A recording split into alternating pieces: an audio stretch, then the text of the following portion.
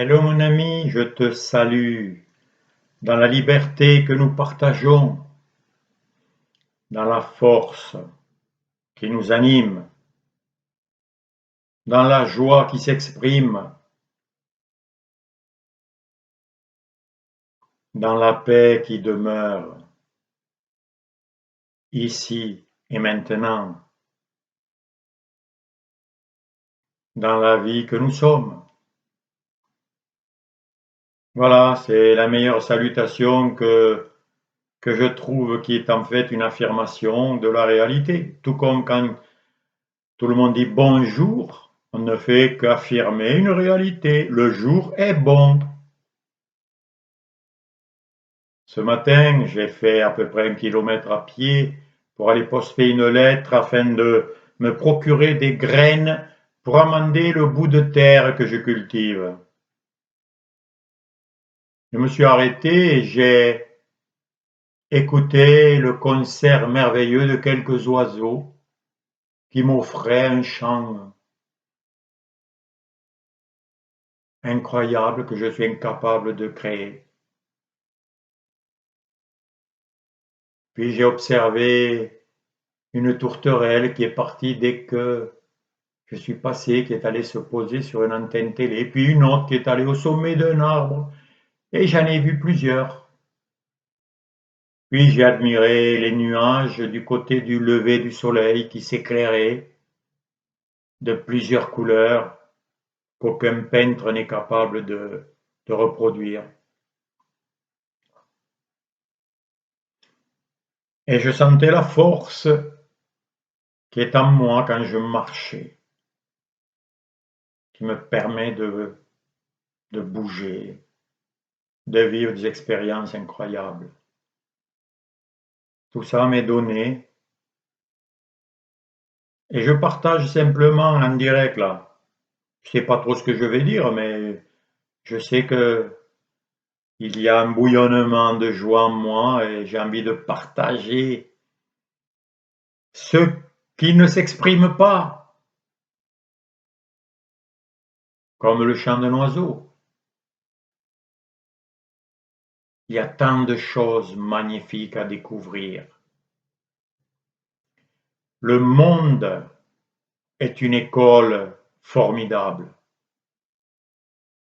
Cette planète, avec tout ce qui l'entoure, ce ciel, ces étoiles, c'est un terrain de jeu pour nous, afin d'expérimenter tout ce que l'on désire. C'est incroyable. C'est un terrain de jeu. Qu'est-ce que je désire vraiment? C'est ça la vraie question. Si mon désir, c'est ce que je veux, et que mon désir est total, je m'aperçois que ça arrive. Je suis la cause, par ce désir, de provoquer des situations, des rencontres. Je peux semer des graines et je peux récolter toujours des choses nouvelles. Mais qui suis-je avec ce tel pouvoir? Oui, alors bien sûr, il y a deux manières de voir la vie. La première, c'est d'être sur la défensive et de réagir à tout ce qui m'arrive. Je suis victime et je dois me défendre des problèmes, des ennemis, des forces qui me dépassent et je dois prévoir pour essayer de m'en sortir, bref. Une vie subie. Voilà la première que j'ai expérimentée quand je suis arrivé sur cette terre. Et puis j'ai découvert une deuxième manière de vivre. C'est celle où c'est moi qui choisis et qui décide par ce désir tout ce que je vais expérimenter. En fait, la vie c'est comme un musicien qui est sur une scène devant des spectateurs, qui découvre un violon et qui apprend à en jouer tout en se représentant devant tout le monde ce qu'il est en train de créer et de découvrir en même temps. Eh bien, c'est juste une métaphore de notre réalité. Regardez un enfant qui vient de naître. Il est en train d'expérimenter la vie tout en apprenant à la maîtriser. Il découvre son corps, ses bras qui lui font peur, ses mains, puis son corps, sa manière de se bouger. Il pleure, il crie, il croit que tout est fini, qu'il peut rien faire, et puis il se reprend, il arrête de pleurer, puis il découvre, il se lève, il apprend à marcher en tombant, il pleure, il tombe, il se relève, et il découvre. Et la vie ainsi, tout en avançant, tout en vivant, on découvre la vie, nos possibilités, nos ressources, en les expérimentant, en se trompant, puis on recommence et on découvre et on apprend mieux et on voit et on développe et ça développe et on augmente notre pouvoir, notre capacité. Grâce à quoi? Grâce à nos expériences, à nos chutes, à nos échecs, à nos réussites, etc. À nos souffrances, nos maladies. On découvre, on apprend. Et c'est ça la vie. Alors, la seule question, c'est est-ce que la vie est là pour nous menacer et que finalement tout va se terminer mal, comme si elle n'avait rien prévu,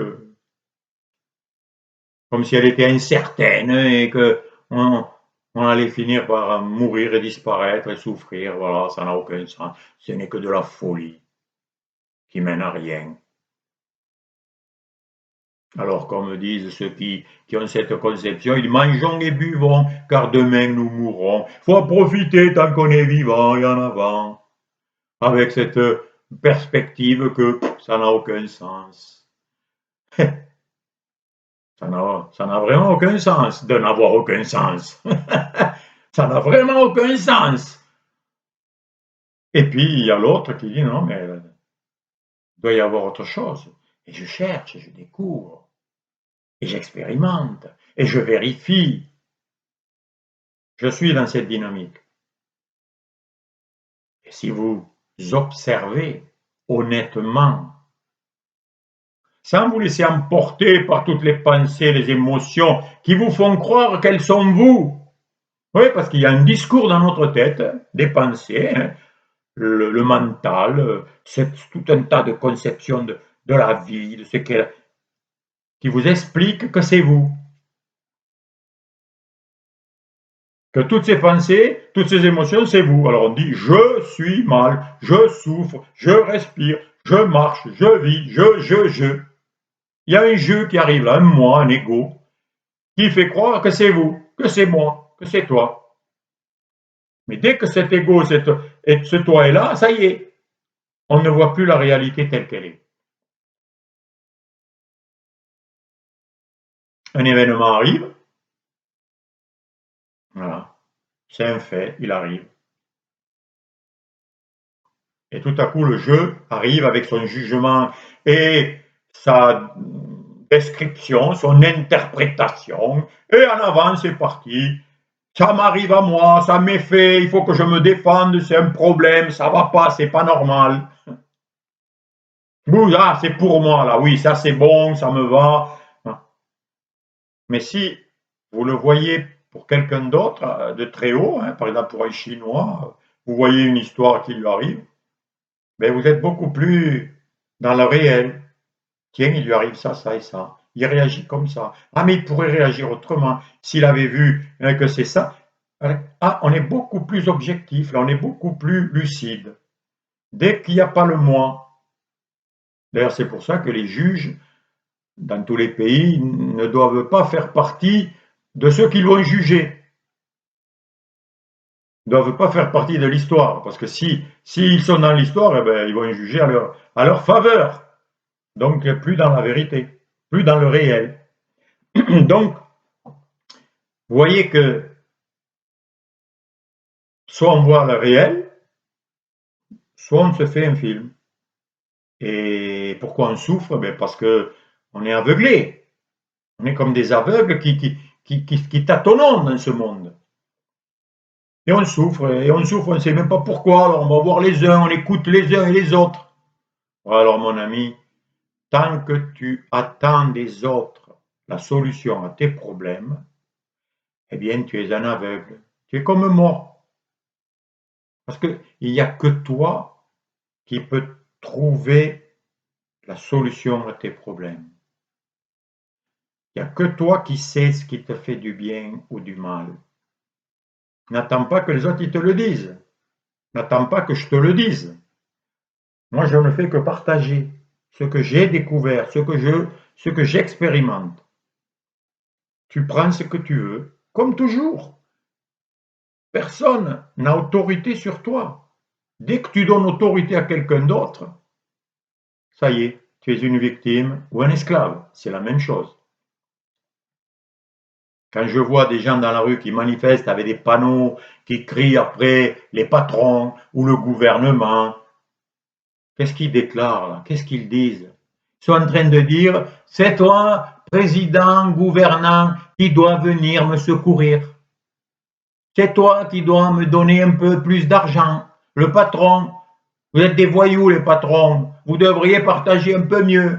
Et je souffre à cause de toi, à cause de tes décisions. Voilà ce que c'est l'esclavage. J'attends de quelqu'un d'autre le bonheur ou le malheur. Et c'est l'autre, c'est la faute de l'autre. C'est toujours les autres dont je dépends.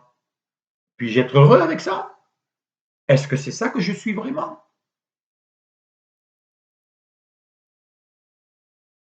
Ou alors c'est moi qui décide de tout?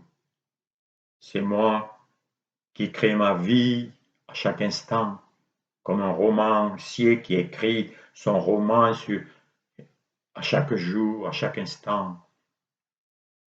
Qui suis-je? Je me suis rappelé d'un texte qui est écrit dans le livre.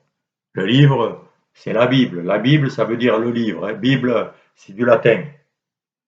Il est écrit, c'est un prénommé Asaph qui a écrit ceci. Il marche dans les ténèbres.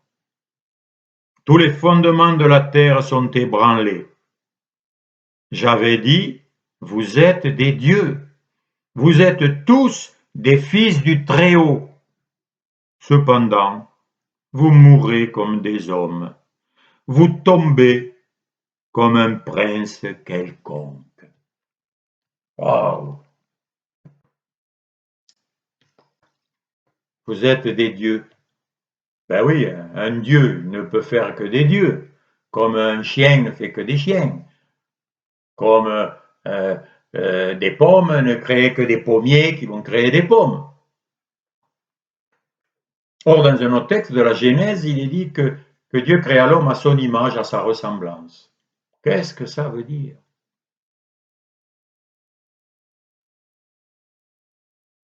Serais-je moi aussi doté des pouvoirs du Créateur? Nous sommes des dieux à peine inférieurs au vrai Dieu. Quelle est cette infériorité? Eh bien que nous ne sommes pas créés et nous n'avons pas créé Dieu. C'est Dieu qui nous a créés. C'est la seule différence. Mais en vérité, nous avons la même conscience. Nous sommes conscients. Nous sommes vivants. Nous avons la vie. Nous avons la liberté.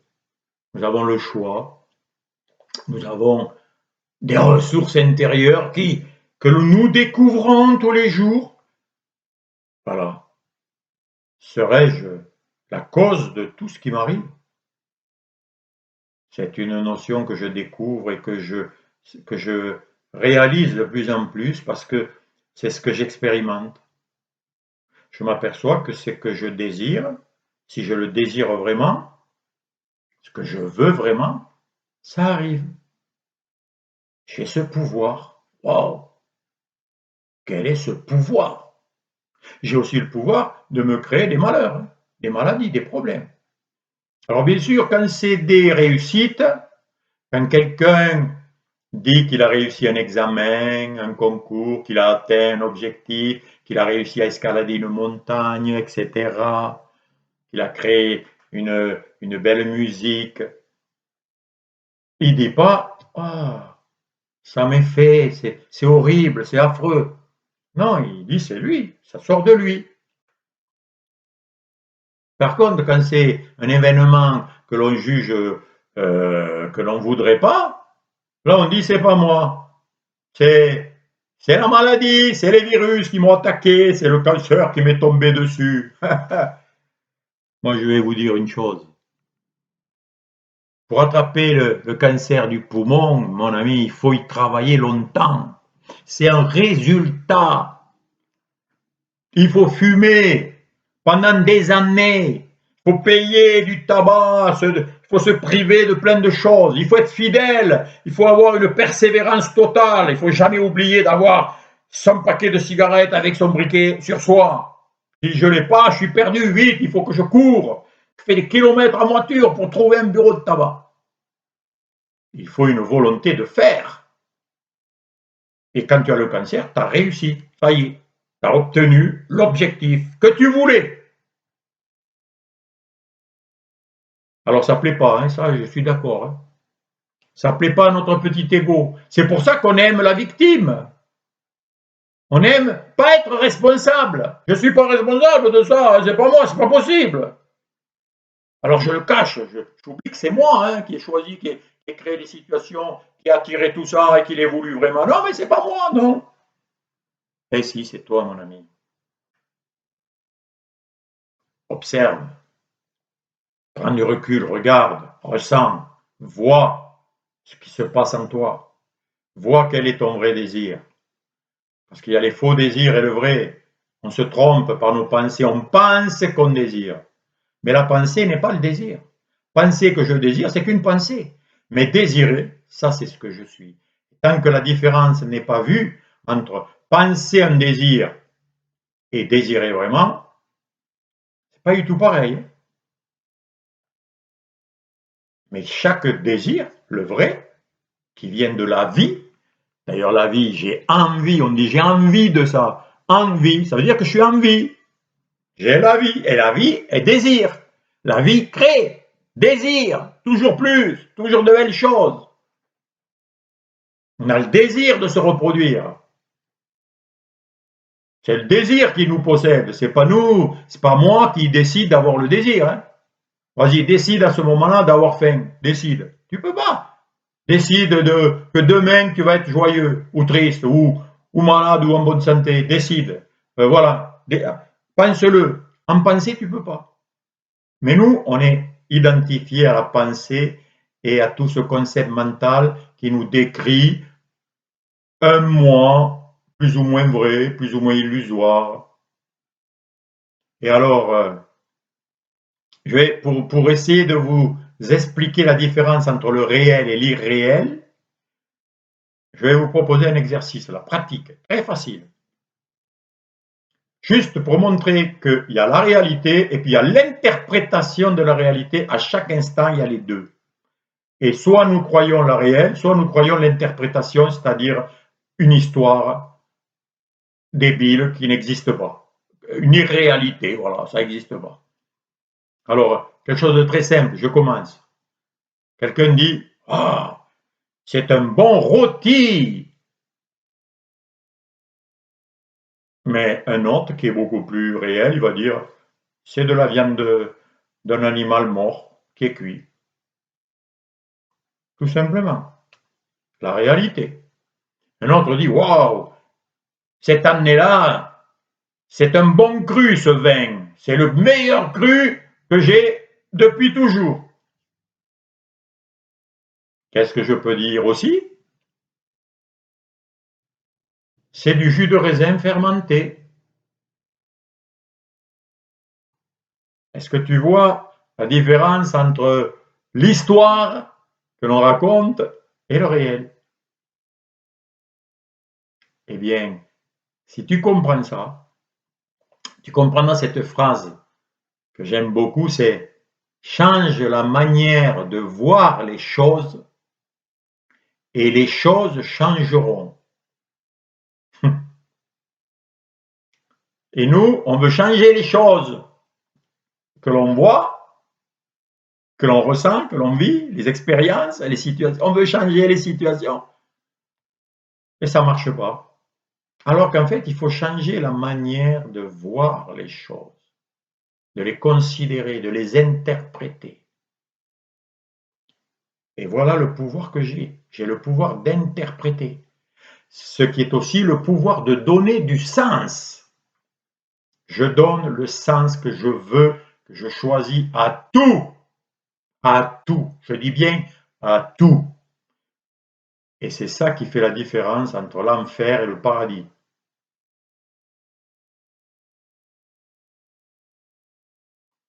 C'est moi qui donne le sens. C'est moi qui me condamne. C'est moi qui me pardonne. C'est moi qui me sauve ou c'est moi qui me tue. C'est moi qui me justifie ou qui me traite d'indigne. Et ce moi-là, d'où il vient? De la source divine, du Dieu dont je fais partie. Je suis une partie, mais une partie, elle est complète. Elle n'est pas inférieure ou supérieure. Une partie est totalement comme le tout. C'est très vite compréhensible. Une partie de la lumière du soleil est totalement comme le soleil. Pareil pour la chaleur.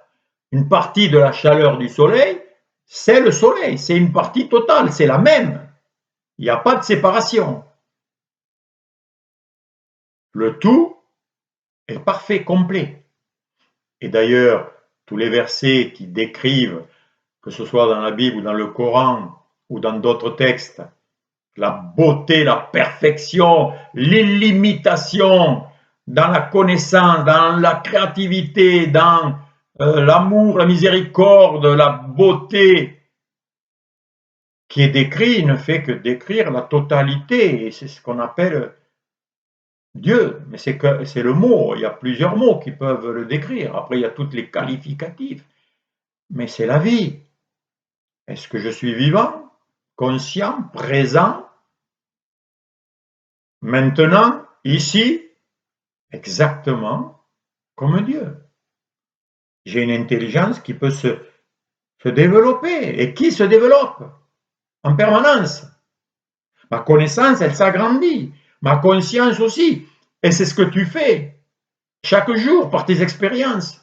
C'est la réalité, mais tu peux aussi te limiter avec des croyances qui disent que tu es limité, que tu n'es qu'un corps petit, séparé, que les autres sont des corps qui existent par eux-mêmes, qui sont séparés, mais on ne peut pas être séparé de l'air, de l'eau, de la nature, des plantes, des animaux, du soleil, des étoiles, du vent. On n'est pas séparés. Je suis le fils de la vie, je suis le fils du vent, je suis le fils du soleil. Parce que sans lui, ce corps, il se décompose. Et grâce à quoi il est composé? Par un mystère qui s'appelle la vie. Et je suis ça. Incroyable. Et je découvre les dons qui me sont faits. Ces dons que je développe en fonction de ma bonne volonté, de mon désir. Il ne se passe rien sans mon désir. Si je désire rester au lit ce matin, eh bien je reste au lit et je ne bouge pas. C'est mon désir qui fait que je me lève. C'est mon désir qui fait bouger ma main, qui fait que je te parle, que je fais cette vidéo. C'est mon désir de le partager. D'où il sort ce désir? Eh bien, il sort du cœur de Dieu. Mais quand j'ai dit ça, j'ai tout dit, mais j'ai rien dit, parce que c'est le plus grand des mystères. Et je ne suis qu'en adoration devant ça. Je suis ébahi. C'est un émerveillement permanent. Et c'est ça l'adoration, c'est un émerveillement. Quand je suis émerveillé de quelque chose, je suis scotché, j'ai même plus de mots. J'ai juste oh, incroyable, t'as vu? Ou alors, je saute de joie, je crie parce que mon équipe a gagné, parce que j'ai réussi, parce que je ne sais rien, je suis dans la joie, il y a une joie qui sort. Mais il peut en sortir aussi, je suis capable de créer aussi le désespoir. Je suis capable de tout, mes amis. Observe, observe et expérimente. Hein. Ne m'écoute pas, hein. Ne crois pas que c'est moi qui vais t'apporter quoi que ce soit. Tu as déjà tout, mon ami. Tu as déjà tout. Est-ce que c'est vrai? C'est tout. Est-ce que c'est vrai?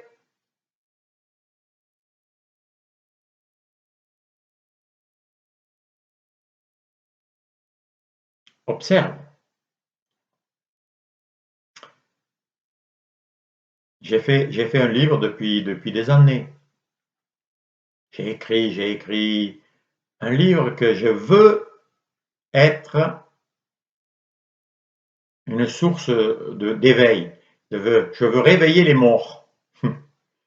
Je veux que ceux qui lisent ça leur ouvre les yeux, c'est-à-dire le cœur.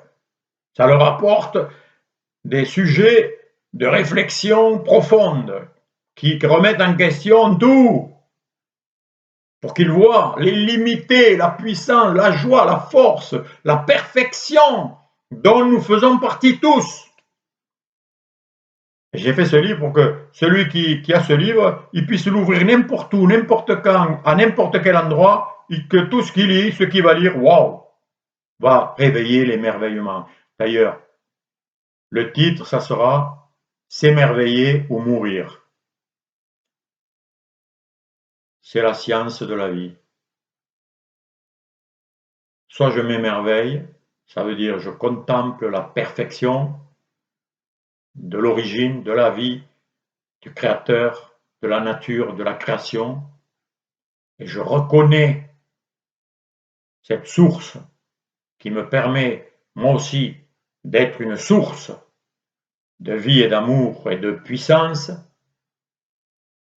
soit je nie tout cela et je fais de ma vie un cimetière. J'enterre mes talents, mes qualités, mes possibilités incroyables, illimitées.